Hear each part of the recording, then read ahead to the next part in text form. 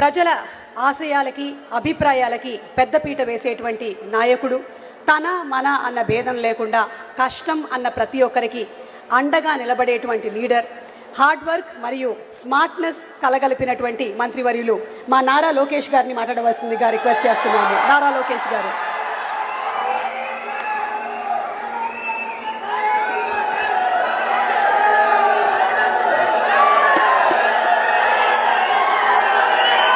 జై వాసవి, జై వాసవి, జై వాసవి.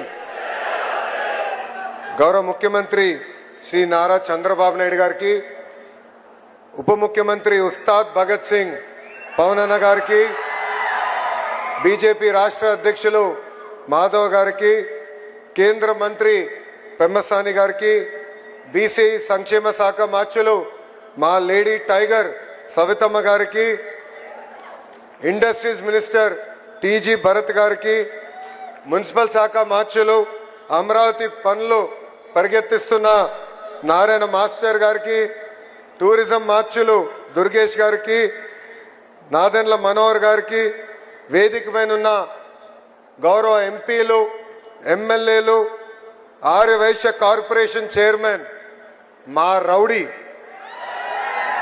రౌడీ రాకేష్ గారికి, అదేవిధంగా అమరజీవి పొట్టి శ్రీరాములు గారి మెమోరియల్ ట్రస్ట్ సభ్యులు, ఆయన కుటుంబ సభ్యులు, ఆర్య వైశ్య సోదరు పెద్దలు, ప్రజలందరికీ పేరు పేరున నా ఉదయపూర్వక నమస్కారాలు. ఒక మంచి త్యాగం, ఒక జాతి గౌరవం, ఒక దీక్ష, ఒక రాష్ట్రం. అమరజీవి చిరంజీవి, మరణం లేని ఒక గొప్ప శక్తి, త్యాగానికి మానవ రూపం. ఆంధ్రప్రదేశ్ రూపంలో ఆయన జీవిస్తూనే ఉన్నారు. అమరజీవి పొట్టి శ్రీరాములు గారి 121 జయంతి రోజున 58 అడుగుల విగ్రహ రూపమే ఆయన జన్మిస్తం జరిగింది. ఆంధ్రప్రదేశ్ ఆత్మగౌరవం ఈ స్టాచ్యూ ఆఫ్ సాక్రిఫైస్. దొండి రాకేష్ వచ్చి నా దగ్గరకు వచ్చి, అన్న విగ్రహానికి ఏం పేరు పెడితే బాగుంటుందని ఆయన నన్ను అడిగారు. అప్పుడు నా మనసులో నేను ఆలోచించి, ఎవరి త్యాగం అయితే తెలుగు జాతి శాశ్వతంగా గుర్తుపెట్టుకుంటారో ఆ త్యాగమూర్తియే పొట్టి శ్రీరాములు గారు.